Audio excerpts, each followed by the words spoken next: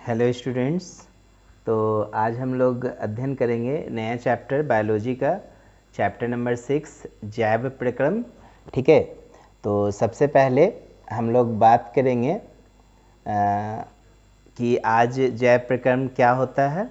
ठीक है, जैव प्रक्रम की परिभाषा क्या है, और इस चैप्टर में बेसिकली आज हम लोग अध्ययन करेंगे स्वपोषी पोषण के विषय में। ठीक है ना। तो सबसे पहला प्रश्न आपके मन में हो रहा होगा कि जैव प्रक्रम क्या है। तो बच्चों, कोशिकाएं जो हैं वो जीवन का आधार माना जाता है, और जैसा कि हम लोग जानते हैं कि सभी जीव कोशिकाएं सेल से बनी होती है, और कई कोशिकाएं सेल मिलकर ऊतक बनाती है, और कई ऊतक मिलकर अंगों का निर्माण करते हैं। ठीक है ना। और प्रत्येक अंग जीवों के लिए विशेष रूप से कार्य करते हैं, जैसे कि दांत का एक कार्य भोजन को चबाना, आँख का कार्य देखना। कुल मिला के जीव का शरीर एक सुव्यवस्थित तथा सुगठित संरचना होता है जो निरंतर गति में रह के कार्य करता है और एक जीव को जीवित रखता है। ठीक है।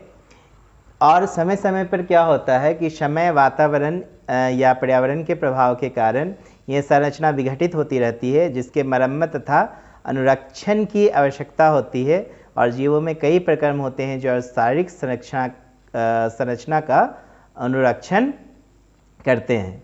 ठीक है। तो इस तरह का जो भी हमारे शरीर में जो परिवर्तन है, समय, वातावरण या पर्यावरण, इसका प्रभाव जो है हमारे शरीर पे हमेशा पड़ते रहता है। ठीक है ना। और हमारे में कई प्रक्रम होते हैं, ठीक है ना, जो हमारे शरीर की संरचना का अनुरक्षण करते हैं। इसके बाद हम लोग बच्चों बात करेंगे कि जैविक प्रक्रम की परिभाषा क्या होता है। तो बच्चों, वे सभी प्रक्रम जो सम्मिलित रूप से अनुरक्षण का कार्य करते हैं वो जैव प्रक्रम कहलाते हैं। ठीक है। और ये प्रक्रम में पोषण, श्वसन, ट्रांसपिरेशन, एक्सक्रिएशन इत्यादि आते हैं। ठीक है। तो ध्यान देंगे, हम लोग का जो मेन है इसमें हम लोग रिप्रोडक्शन पार्ट को नहीं रखते हैं। ठीक है। जैव प्रक्रम के अंदर हम लोग अध्ययन करने वाले हैं डिटेल से न्यूट्रिशन के विषय में। ठीक है। उसमें श्वसन को पढ़ेंगे। ठीक, श्वसन, वहन, एक्सक्रीशन।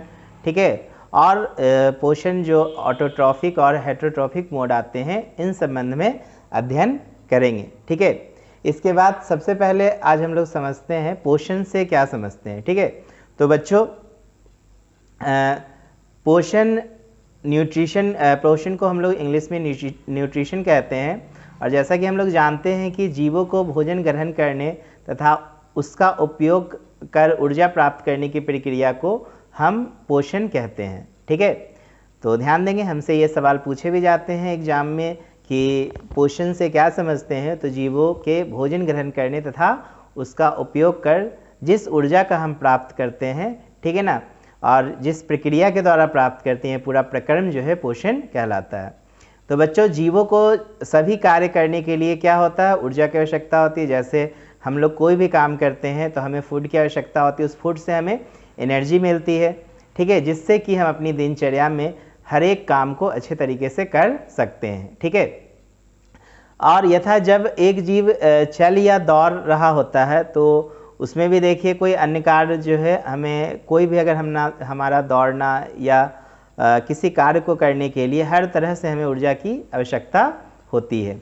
यहाँ तक कि जब एक जीव कोई कार्य नहीं कर रहा होता है तब भी शारीरिक क्रियाओं के कर्म के अनुरक्षण अर्थात बनाए रखने के लिए हमें ऊर्जा की आवश्यकता होती है। अतः हम कह सकते हैं कि आवश्यक ऊर्जा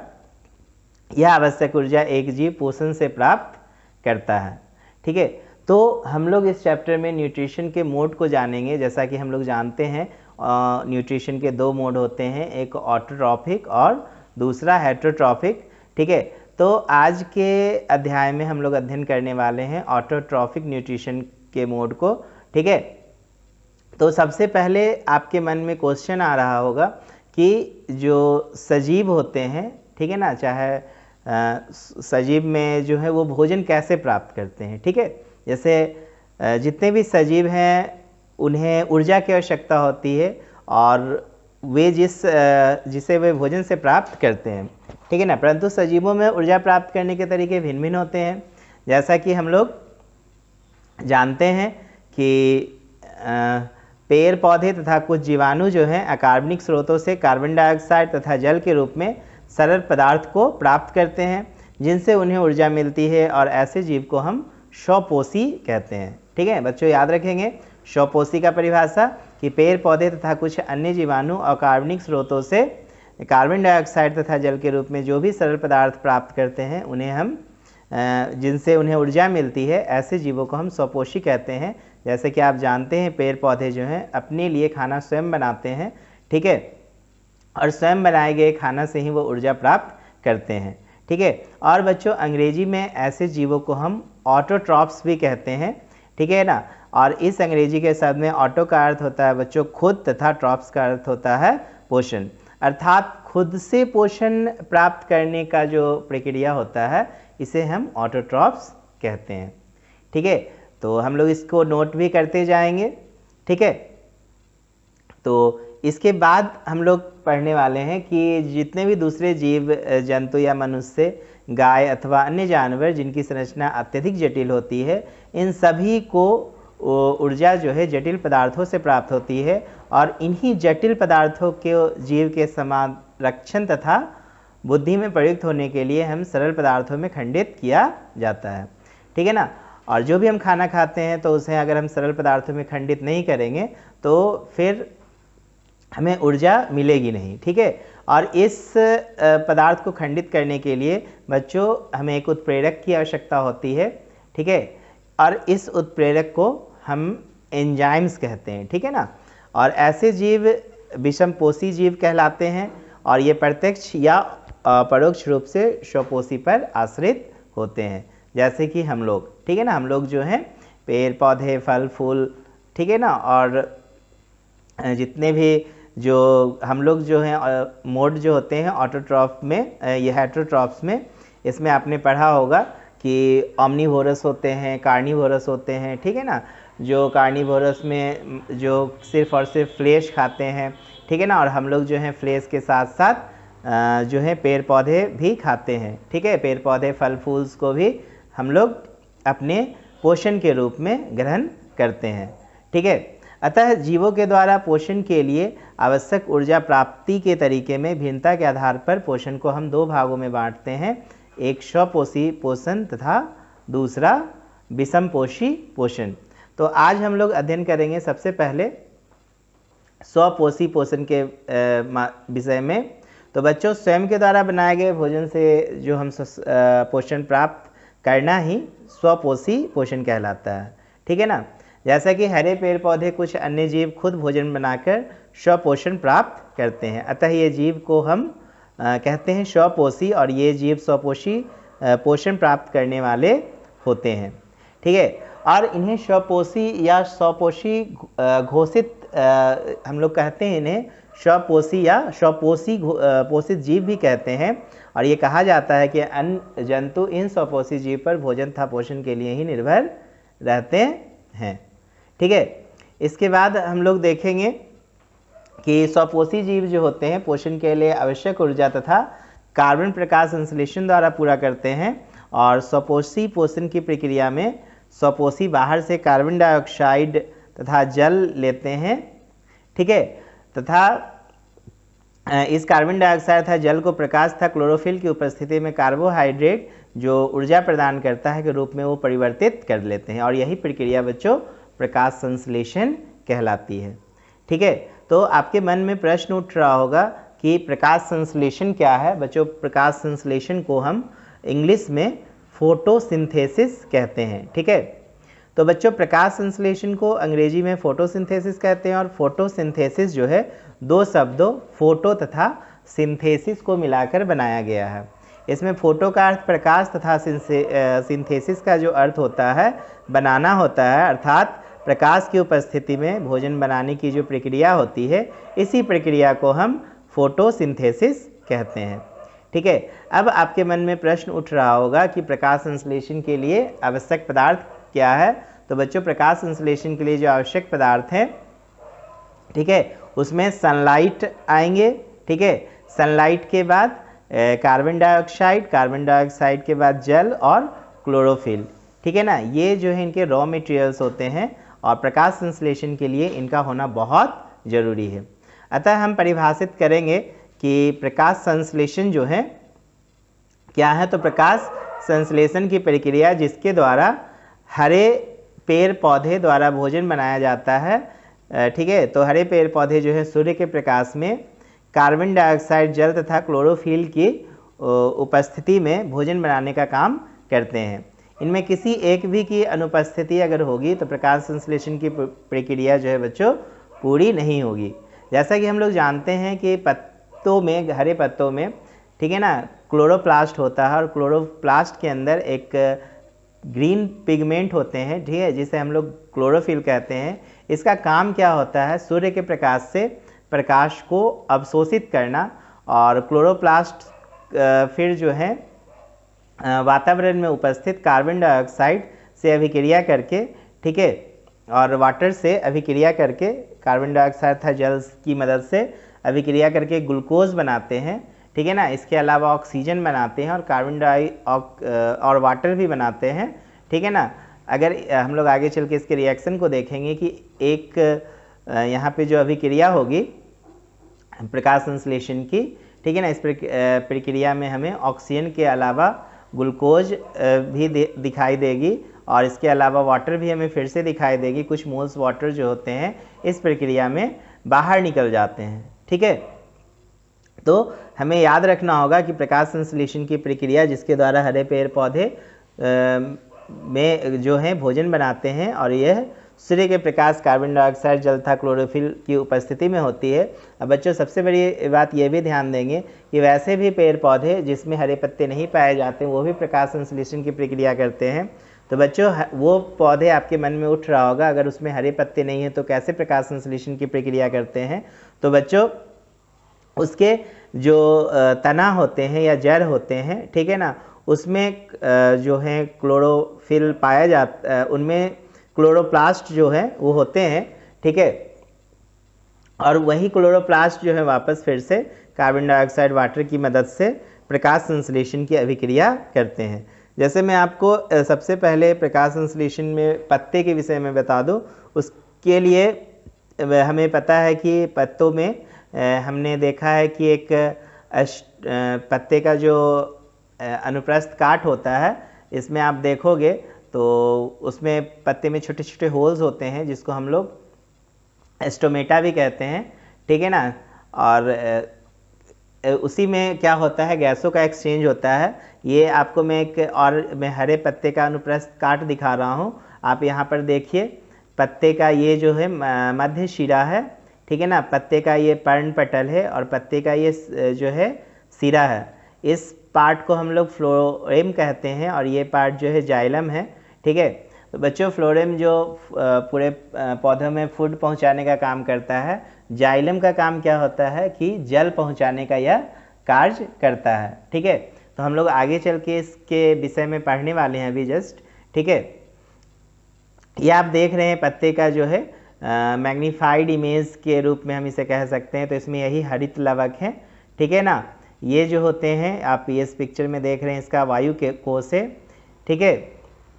ये इसका कोशिका द्वार है, ये निचली बाह्य त्वचा है, ठीक है ना। यह पत्ती का ऊपरी बाह्य त्वचा है और ये मोमी क्यूटिकल कहलाते हैं, ठीक। तो चलिए हम लोग इसके कुछ पार्ट्स के बारे में अध्ययन करेंगे अभी, ठीक। तो सबसे पहले हम लोग बात करेंगे कि प्रकाश संश्लेषण की प्रक्रिया के क्या चरण हैं, ठीक है। तो बच्चों प्रकाश संश्लेषण की प्रक्रिया के चरण में पहला जो है क्लोरोफिल द्वारा प्रकाश जो है ऊर्जा को अवशोषित करता है तथा प्रकाश ऊर्जा को रासायनिक ऊर्जा में परिवर्तित कर देता है, ठीक है। और जल के अणुओं का हाइड्रोजन तथा ऑक्सीजन में अपघटन होता है और कार्बन डाइऑक्साइड का कार्बोहाइड्रेट में अपचयन हो जाता है, ठीक है ना, रिडक्शन। तो ये चरण है, हमें याद रखना होगा कि प्रकाश संश्लेषण की प्रक्रिया के जो चरण हैं यही 4 चरण हैं, ठीक है। क्लोरोफिल द्वारा प्रकाश ऊर्जा को अवशोषित करना, प्रकाश ऊर्जा को रासायनिक ऊर्जा में रूपांतरित करना, जल के अणुओं का हाइड्रोजन तथा ऑक्सीजन में अपघटन होना तथा कार्बन डाइऑक्साइड का कार्बोहाइड्रेट में अपचयन होना। ठीक है, तो इस प्रक्रिया में होता क्या है बच्चों कि हरे पेड़ पौधे की पत्तियां जो होती है, ठीक है ना, या फिर हम कह सकते हैं हरे पेड़ पौधे की पत्तियों का कलर हरा होता है और यही पत्तियां में क्या होता है, क्लोरोफिल होते हैं। और इसी क्लोरोफिल के वजह से बच्चों हमें जो पत्ते हैं इसका कलर जो है हरे दिखाई देते हैं। ठीक है, तो होता क्या है इस प्रक्रिया में कि पत्तों की कोशिकाओं में जो हरे रंग के बिंदु कोशिकांग, जिसको हम लोग सेल ऑर्गेनेलीज कहते हैं, उसमें ही जिन्हें सेल ऑर्गेनेलीज कहते हैं, जिन्हें क्लोरोप्लास्ट कहा जाता है, जिसको हरित लवक भी आप बोलते हो, और उन्हीं में क्लोरोफिल होता है। तो बच्चों हरी पत्तियों में जो उपस्थित ये क्लोरोफिल है, यही सूर्य के प्रकाश से ऊर्जा को क्या करते हैं, अवशोषित कर रासायनिक परिवर्तन द्वारा रासायनिक ऊर्जा में बदल देते हैं। ठीक है, और होता क्या है फिर कि पेड़ तथा पौधे जो हैं जड़ के द्वारा जमीन से जल को ग्रहण करते हैं और क्लोरोफिल द्वारा सूर्य के प्रकाश से प्राप्त ऊर्जा इस जल को हाइड्रोजन तथा ऑक्सीजन के अणुओं में क्या करते हैं, विखंडित कर देते हैं। ठीक है, तो हमने सीखा बहुत सिंपल सा प्रोसेस है पौधे के द्वारा मोड ऑफ न्यूट्रिशन का। ठीक है, और फिर क्या होता है कि पत्तियों की सतह पे जो सूक्ष्म छिद्र होते हैं, जिसको अभी मैंने आपको बताया था एस्टोमेटा, या हम इसे रंध्र छिद्र बोलेंगे, ठीक है ना, एस्टोमेटल पोर कहेंगे। ठीक है, और इन्हीं रंध्र छिद्रों के द्वारा पत्तियां हवा से क्या करती है, कार्बन डाइऑक्साइड को अवशोषित करती है और पत्तियों में गैस का आदान प्रदान इन्हीं रंध्र छिद्रों के द्वारा होता है। और होता क्या है कि पेड़ पौधे में जो गैसों का आदान प्रदान इन्हीं रंध्र छिद्रों के अलावा तने, जड़ तथा पत्तियों की सतह से भी होता है। इसलिए मैंने अभी कहा था कि अगर वैसे भी पेड़ पौधे जिसकी पत्तियां हरे नहीं हैं, वो भी प्रकाश संश्लेषण की प्रक्रिया कर सकती है। जैसे कि आप यहाँ पर देखोगे, ये पत्ते का जो है पार्ट एक पत्ते का खुला हुआ रंध्र छिद्र है, और इसी तरफ दूसरा आप जो पिक्चर देख रहे हो, ठीक है ना, यह पत्ते का एक बंद रंध्र छिद्र है। ठीक है, तो यह प्रकाश की उपस्थिति में ये जो है रंध्र छिद्र खुल जाते हैं। ठीक है ना, और ये प्रकाश की अनुपस्थिति में ये पत्ते का जो है रंध्र छिद्र बंद हो जाते हैं। ठीक है, तो चूंकि पेड़ पौधों के इन रंध्र छिद्रों, जिसको हम लोग एस्टोमेटल पोर्स बोले, से पर्याप्त मात्रा में जल की हानि भी होती है, अतः जब प्रकाश संश्लेषण के लिए कार्बन डाइऑक्साइड की आवश्यकता नहीं होती है, तब यही रंध्र छिद्र जो हैं बंद हो जाते हैं। ठीक है, और छिद्रों का खुलना और बंद होना द्वार कोशिकाओं का एक कार्य होता है, और जब जल अंदर जाता है तो द्वार कोशिकाएं फूल जाती है और रंध्र का छिद्र खुल जाता है, और जब द्वार कोशिकाएं सिकुड़ती है तो छिद्र बंद हो जाते हैं। और छिद्र के बंद हो जाने की स्थिति में ही पेड़ पौधे से जल की कोई भी हानि नहीं होती है। ठीक है, तो ये था जो है पौधे के द्वारा जो प्रकाश संश्लेषण की प्रक्रिया है। ठीक है, इसका मैंने आपको पूरा स्टोरी बताया कि क्या होता है।